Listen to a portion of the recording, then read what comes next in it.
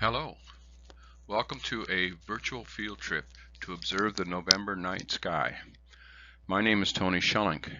I'm an amateur astronomer and a member of the Royal Astronomical Society of Canada, as well as an instructor at the Seniors College of Nova Scotia. I've been teaching observing courses for several years at the Seniors College. During each course, we may go out 2 or 3 times on field trips where we would observe deep sky objects in the night sky. Unfortunately, with COVID-19, that's no longer possible. So instead, I'm creating this video so that you, your people in your bubble or your small groups can go out to a field nearby and observe the night sky with the aid of this video. The video is designed under the assumption that you will be going out somewhere between November 7th and November 17th in order to observe the night sky. I'm assuming that you will go out sometime after 6:30 in the evening, more likely between 7 and 7:30, and that you will be finished by 9:30. The actual observing session could be much shorter than that, depending on, well, how cold you get. And the moon will not be out until 9:30 at the earliest in that time frame. I am assuming you will be viewing the night sky through binoculars that you own or you have borrowed for this occasion. However, you can use a telescope if you like. However, the pauses will be longer because using a telescope it will take longer to find the actual object and observe it than it would with binoculars. We will be loading this video up onto YouTube, or you may receive an email that explains how to download it onto your tablet or computer.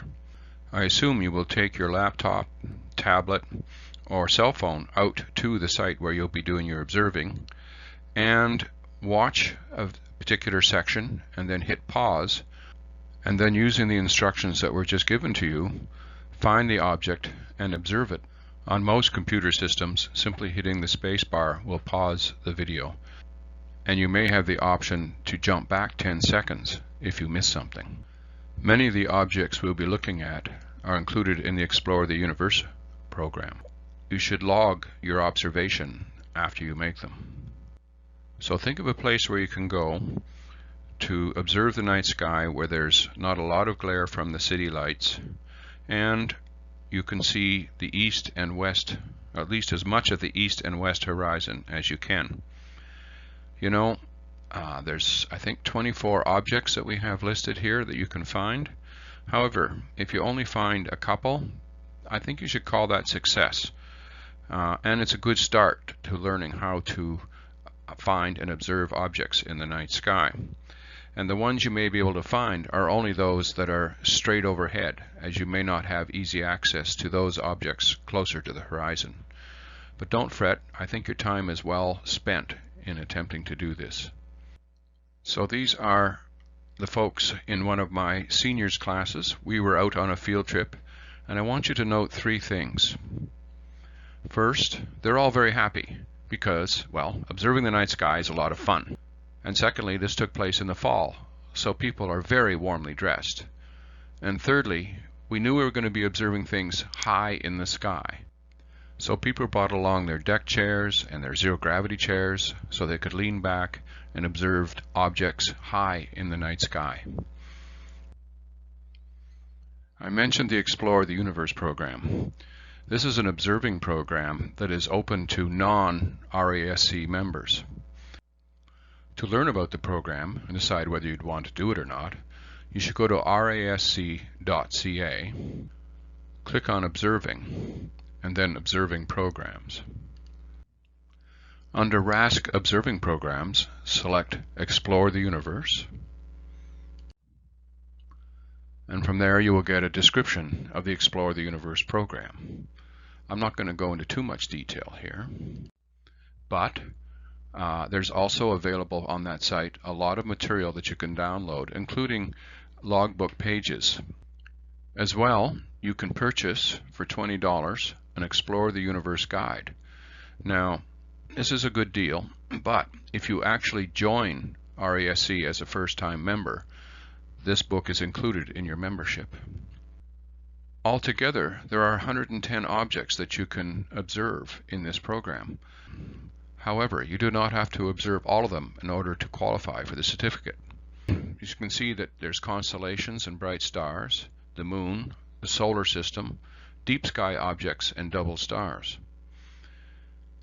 In our field trip, we're going to look at constellations, solar system objects, planets, deep sky objects, and double stars, but not the moon. And the reason for that is I want us to be able to see deep sky objects, and they're often referred to as faint fuzzies. So when the moon is out, they're very difficult to see. If you download a logbook, this is the information that you would record for each thing that you observe. The round circle on the right is to allow you to sketch what you would see in your eyepiece. I'll be showing you some sketches that I've done later. And then you want to record things like the date, the time, location, what the sky conditions were, what is it you were observing, and what were the optics. Was it binoculars? Did you use a telescope? And if so, what was the eyepiece and magnification? And finally, what anything else that you might want to describe about the situation and what you saw. We are going to see quite a few objects here. So there are 9 constellations that we'll be visiting as we travel through the sky. And I'm not going to spend a lot of time telling you about them. They're just going to be there, and it's up to you to notice them and find them as we go along. There are 3 planets that are up this November, and if you start fairly early in the evening, Jupiter and Saturn should still be above the horizon, and so you can include these in your ETU solar system observations. There are 8 deep sky objects that we're going to find, and usually deep sky objects are defined as objects in the sky that you need optical assistance to find. So you can find all of these with binoculars or a telescope. Some of them actually are naked eye objects as well, but you have to know where to look. We're going to find 4 double stars.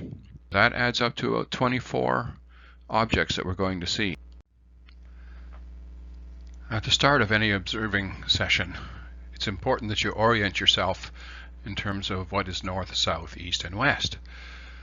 To do that, I normally recommend you find the Big Dipper in the sky. Now, unfortunately, in November here, early in the evening, it's relatively low on the northern horizon. But let's just assume for the moment that you will be able to find it. At the end of the Dipper are 2 stars which are called the pointer stars. And if you follow them up for about 5 times their distance, what happens is you will find Polaris, or the North Star. So now you know you're facing north. And in this diagram, Polaris is 45 degrees above the horizon if we're observing from Nova Scotia. And if you look straight up, that's in the middle of this diagram. While we're looking at the Big Dipper, assuming you can see it, we have our first deep sky object. It is a double star, not a true double star, and that they're not orbiting each other, but they're lined up. And the reason we note it is because through the millennia it has been a well-known double star. Now, if you look at the middle star in the handle, you'll see that it doesn't look quite round. And here we'll have a close-up of it. And you can see that in fact there's 2 stars there. The larger of the 2 is Mizar, and the smaller one above it is Alcor. Now, young people can see those 2 stars usually quite clearly. However, when we look at that with binoculars, they are very clearly separated.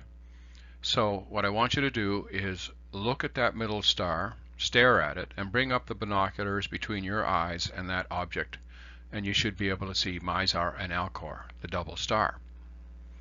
So this is the first object, and this is one of the objects that are in the Explore the Universe. So I recommend you pause here, find the Mizar and Alcor, and then record it in your logbook if you're interested in pursuing the ETU program.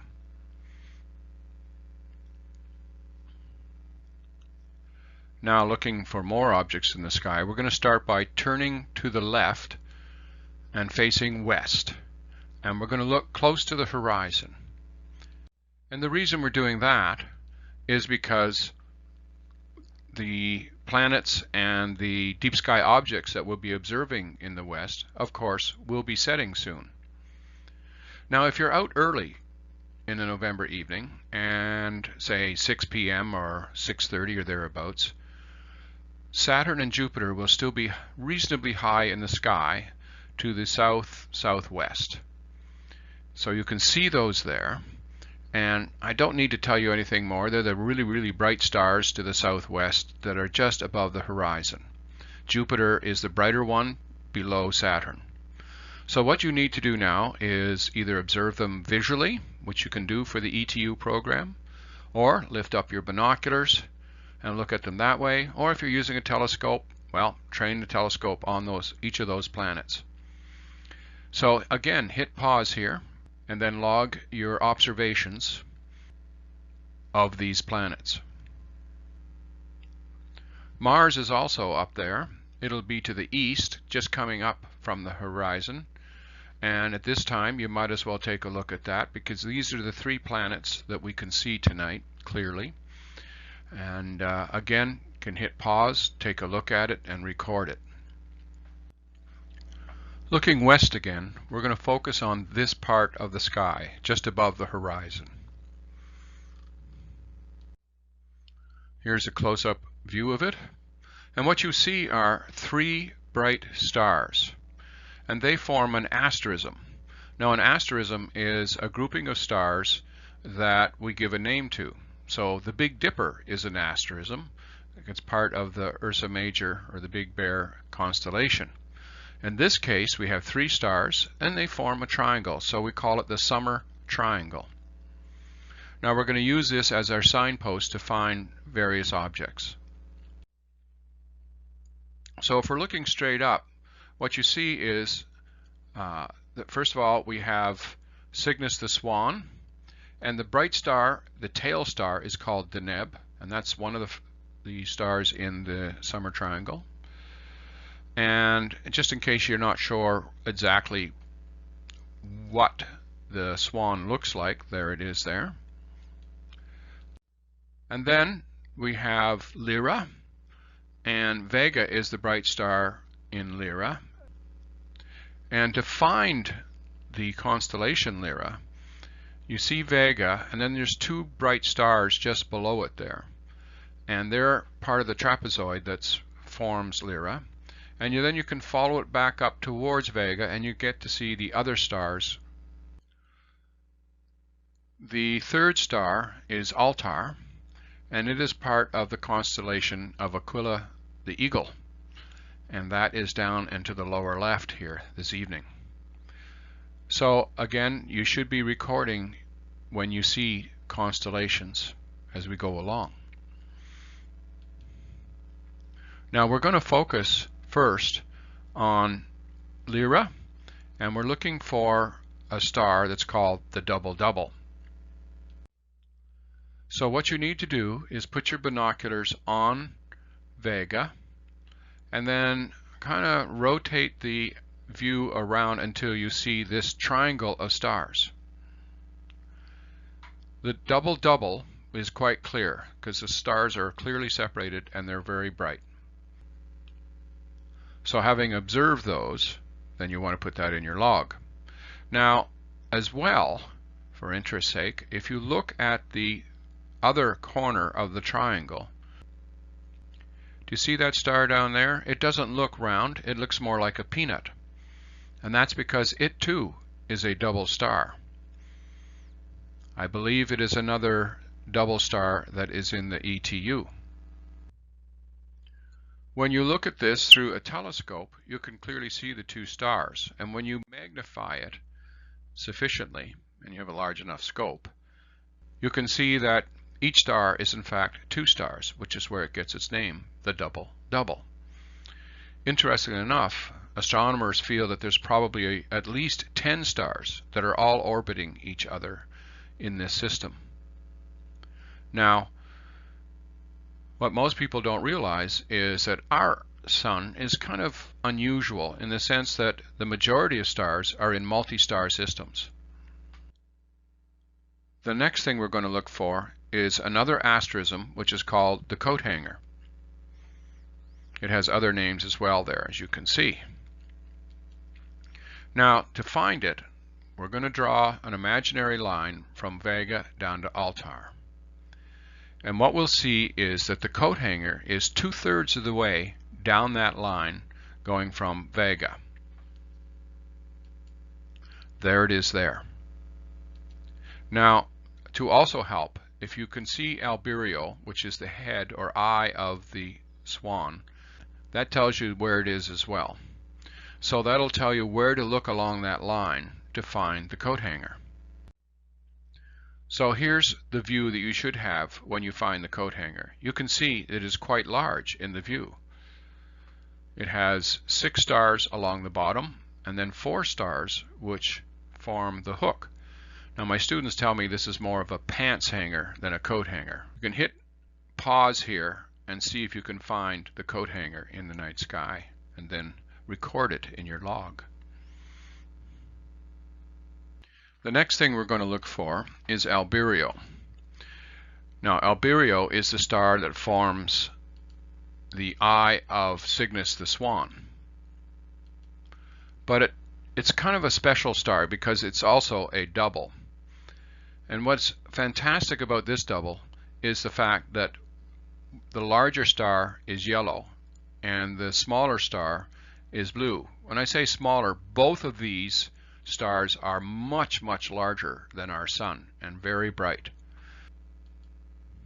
And if you've already found the coat hanger, then you can find Albireo.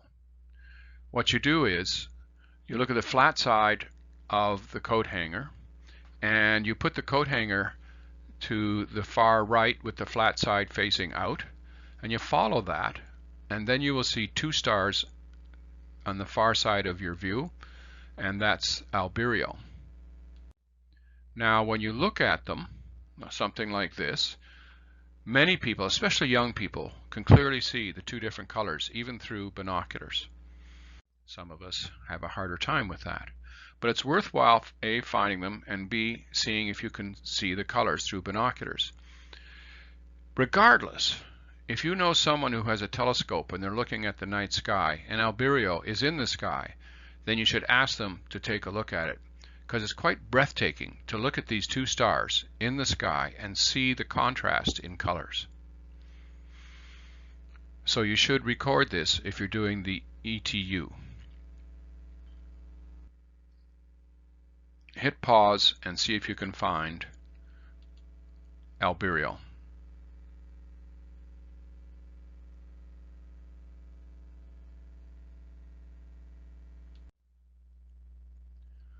Now we're going to find another double star. This time it's in Draco the Dragon.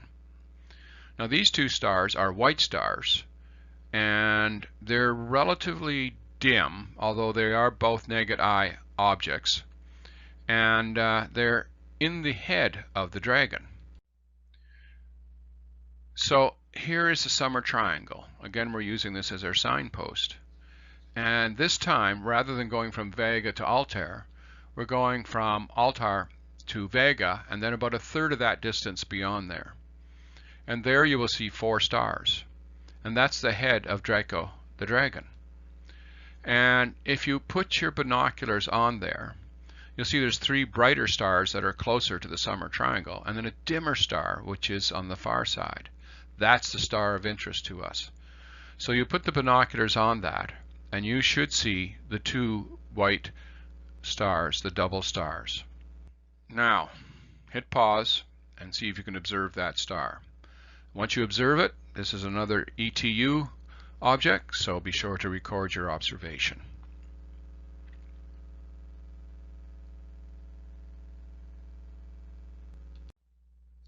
So we have found 3 double stars and 1 asterism that is part of the ETU. And now we're headed, so visually now we're looking straight up. And this is why you brought a chair or a zero gravity chair or something that you can lean back on and look straight up with binoculars without straining your neck. What we're going to look for is Cassiopeia, which is this W that you see there. Now, if you remember, Deneb was at the top of the summer triangle. If we see Deneb, we can sort of follow it straight up to the middle of the sky, the top of the sky, and there we should see 5 stars that form a W. This will be our signpost to finding quite a few objects. Here's another look at it. There is Cassiopeia. And what we're going to do is look for something called the double cluster, or the double open cluster. We start by looking at Cassiopeia and recognizing that there are 2 V shapes in Cassiopeia, a sharp V and a shallow V. We're going to start with the middle star and then go down to the point of the shallow V and then go down that distance twice that far to find the double cluster.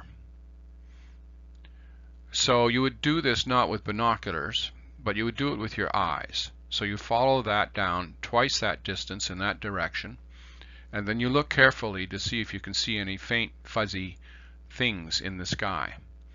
And what you will see is something faint and fuzzy, and then what you do is you bring up your binoculars, staring at that object, bring up the binoculars, and you should find it in there. So it is a naked eye object, so you don't need to wander around the sky looking for it. You should be able to pick it out with your eyes first and then view it with your binoculars. Hopefully this is the view that you got. It's kind of sparse, but it's actually very bright, even though the stars aren't that close together. There they are there. And through a telescope, you can see a lot more of the stars.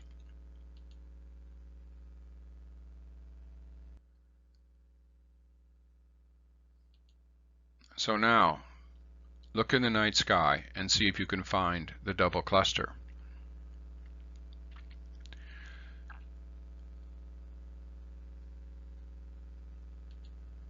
The double cluster is an ETU object, so you should also record your observations in the logbook.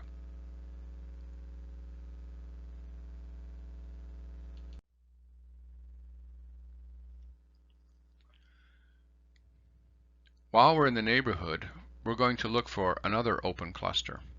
This one is a very, very large open cluster. It'll fill a 5-degree binocular field of view.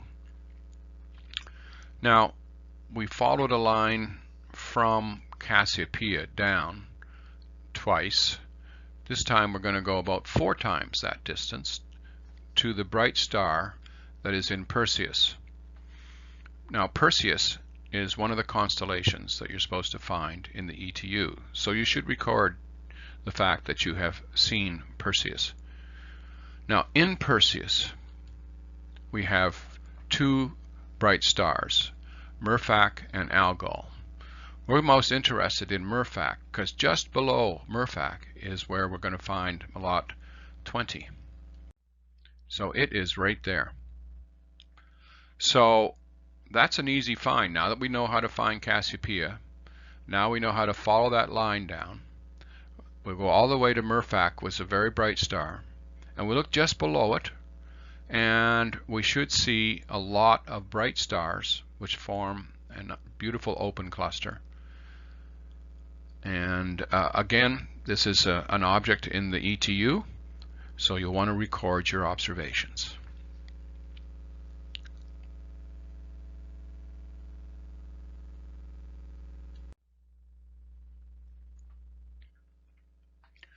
The next thing we're going to look for is Andromeda the galaxy. Now, there are 2 ways people recommend going after it. One is to use the Great Square of Pegasus and follow the line down till you come to the 3rd bright star in Andromeda, and then head up until you see Andromeda Galaxy. I don't use that approach. I use the approach starting with Cassiopeia, because Cassiopeia for us is always above the horizon. So we always know which way to go to find the Andromeda Galaxy.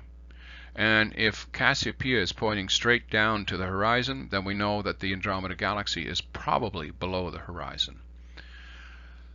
However, so here's Cassiopeia again, and here's the sharp V in the W. So we're going to use this to point in the right direction, and we follow an imaginary line all the way down to a bright star called Mirage. And Mirage is in the constellation Andromeda, which is right there. So Andromeda is another constellation in the ETU, so you should record your observations of it. Now, having found Andromeda, we go down to Mirage, and we're looking for Andromeda the Galaxy now. So what we do is we sort of head back towards Cassiopeia, and we see a second star, not quite as bright as Mirage, but quite bright. And then we see a third star that's a little bit dimmer, but still quite bright. And then just to the right of that and above it, we see a large cloud. And that cloud is Andromeda the Galaxy, right there. And you can keep that third star in your view with the binoculars, and you will still clearly see Andromeda the Galaxy just above it and to the right. So here's another actual photograph of the night sky, and you can see we follow the line down. Now, what you would do is you'd put your binocular view on Mirage, that bright star right there, and put it as far away from Cassiopeia as possible, and the second star will pop into view. You then trade places and put that second star where Mirage was, and the third star pops into view, and actually, if your view is large enough, you will see Andromeda Galaxy just above that third star. This is what Andromeda Galaxy looks like, and it's pretty big. In fact, here's the size of the moon. It's about half a degree in the night sky, whereas Andromeda Galaxy is 3.2 degrees. So it's more than 6 times wider than the moon is in the sky. And it is a naked eye object. So once you find it, it's going to be a lot easier to find it with your naked eye. This is my sketch of Andromeda, and something that I recommend people do is sketch these objects when you see them. And it's a record of what you've seen, but it also helps you observe, because doing a sketch takes several minutes. So over several minutes you're really observing it, and detail that you won't see immediately starts to pop up, form as you gaze around through the view. And so it's the best way to observe is to do sketching. So this is my sketch of Andromeda. That third star is the one on the lower right of my view here, and then you can see Andromeda really does stretch from one side to the other of my view. And you can see at the bottom where I've recorded the information for future reference. This is my log. So now, see if you can find Andromeda the Galaxy.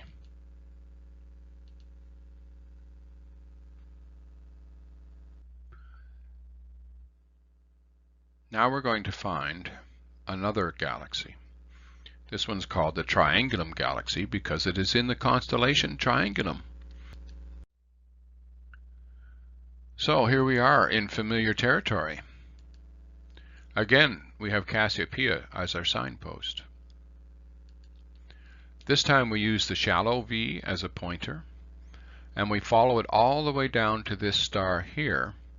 And it's not as bright as some of the other stars around it, but what is distinctive about it is that it's the sharp point of a triangle. and that's why it's called the Triangulum constellation. So we want to get there. Another way to get there is we've already figured out how to get to Mirage there in Andromeda. If we hang a right and then go south here, then we can get to the point of the triangle. Now, that is our eventual target, which is the Triangulum galaxy. So what we do is we put our binoculars on the point of the triangle and at the bottom, and at the very top we should see a faint fuzzy ball of, well, looks like a cloud, and that is the Triangulum galaxy. We then would move up and center it and then gaze at it for a while to see as more detail becomes clear to us. So it's right there in case you can't see it on the screen. This is my sketch, and you will note that Alpha Triangulum is just outside of my view when I put the Triangulum galaxy in the center of my view. So now, see if you can find the Triangulum galaxy in the night sky. You can hit pause.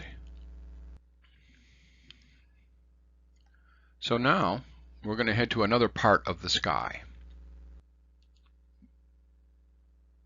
If you haven't observed Mars at this point, now is a good time to do it, because it's very high in the sky, so you should get good views of Mars. And don't forget to record it in your logbook. So up to now we've looked west and we've looked straight up, and now what's going to happen is we're going to look east at the things that are coming up from the horizon. Our first target is Pleiades, known as the Seven Sisters through history. And also we're going to see the Hyades cluster in Taurus the Bull, which is that V-shaped cluster of stars there. Now Aldebaran, which is a very bright star, is, it's reddish, and so it's known as the Eye of the Bull, angry bull, but is not actually part of the open cluster that we'll be looking at. It just happens to be in the way. So here's a picture of the eastern shore in Port Mattoon, and it's you can see that the constellations are rising up. There is Aldebaran, and you can just make out the V shape of the head right there. And the bull has two horns which go out to those bright stars. So that's the head and horns of Taurus the bull and his angry eye, and the rest of them's to the right of that. So it's relatively easy to find the Hyades open cluster. It's right there. So focus your binocular on that, and once you're finished looking at that cluster, then what you do is you simply raise your head a little bit and go straight up until you can see the Pleiades. Right there, M45. Now, you won't be the first person observing Pleiades through a telescope or binoculars. Galileo sketched Pleiades, and so here is his sketch that he published. And if you look at that, well, let's have another look here. You can see that he saw 6 bright stars, and when we compare it to my photograph, you can see he was very accurate in identifying where they are in the sky. He also identified this long string of stars as well. So this is where fun in sketching comes in, because if you're going to observe Pleiades, it might be a good idea to replicate what Galileo did. And so maybe you would be able to identify those 6 bright stars and then identify the long string of stars that are coming out from what looks like a micro dipper. So there's Hyades, and there is Pleiades. So hit pause, observe these open clusters, record it, and then we'll move on.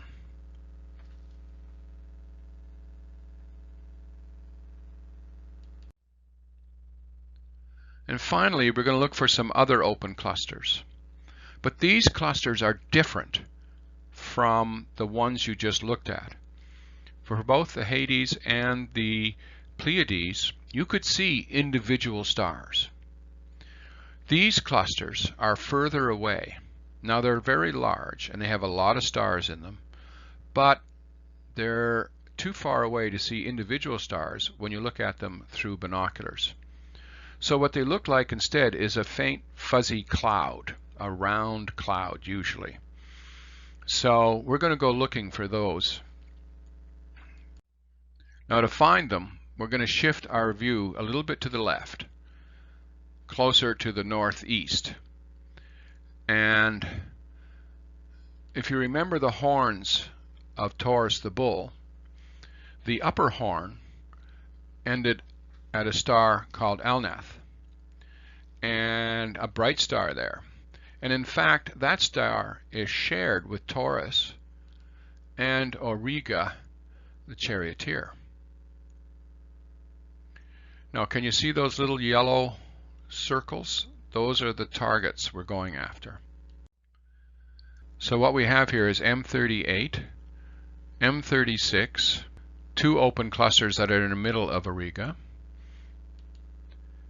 M37 just below, and then M35 is not actually in Auriga, it's in Gemini. It's right there. So how do we find each of these? Well, first of all, here's a picture of M38.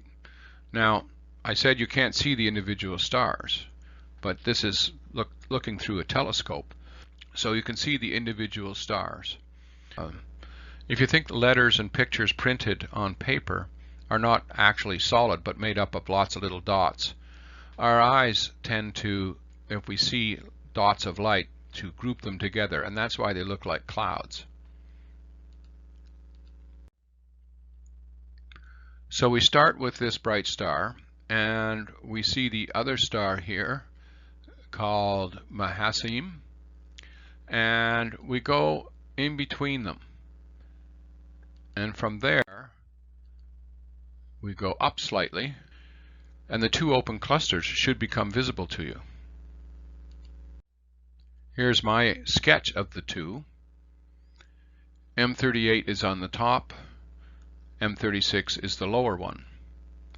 M36 is smaller, but it is obviously brighter. M38 is more diffuse, but larger. Let's see if your view fits with mine. So here's M37. So it's below that line. So again, we go to the middle between those stars following that imaginary line, and then just dip down a little bit, and M37 should come into view. Now this is an ETU object. M38 and M36 are not. So be sure to record your observation when you find M37.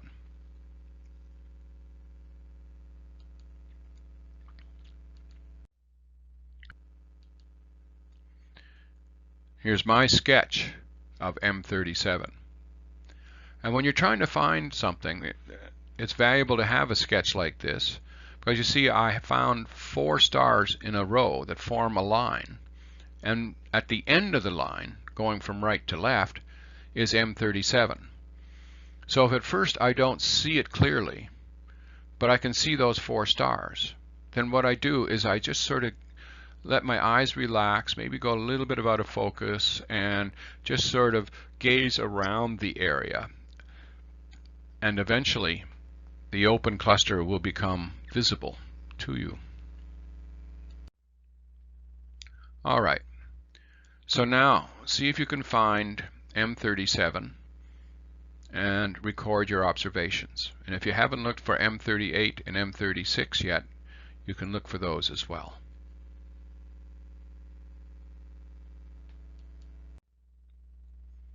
Now there's one last object to find, and I've saved it for the end because early in the evening it's going to be very close to the horizon.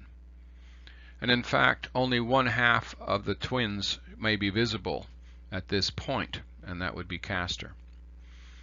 So anyway, we're going hunting for M35, and it is right down there. So here is Castor, one of the twins in Gemini, and here is M35, the open cluster, and it is at the foot of Castor. So if they're both visible, you'll be able to see them and record that you've seen them for the ETU. Now, the open cluster, M35, is right there. So if we follow Castor's body down, we get to his ankle, we get to his heel, but we don't head towards his toe. What we do is we take a bit of a left turn, and we go up to there, and there is where M35 is.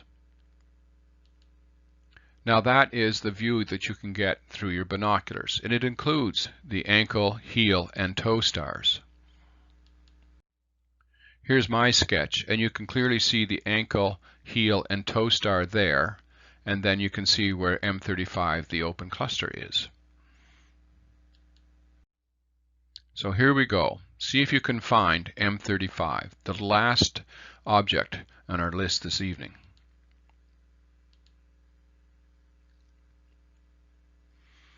Be sure to record your result, as this is another target in the ETU.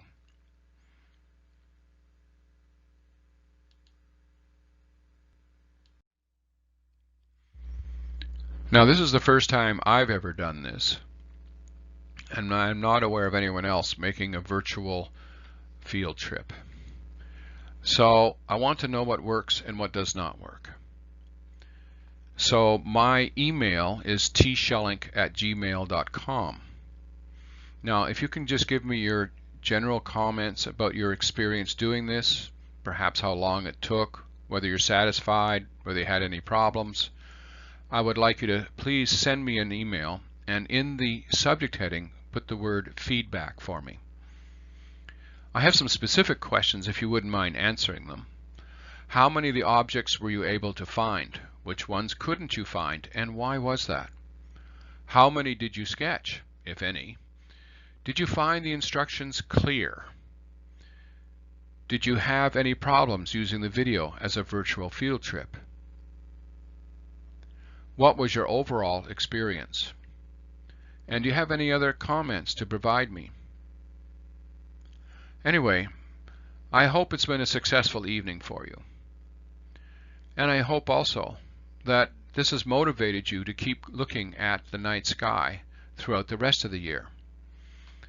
If I get positive feedback on this and I think that it's a good idea, I may create more virtual tours that could be used at different times of the year. Thank you so much for watching this. Thank you so much for going out under the cold November sky, if you've done so. And I'm going to wish you many clear sky nights in the future. Bye-bye.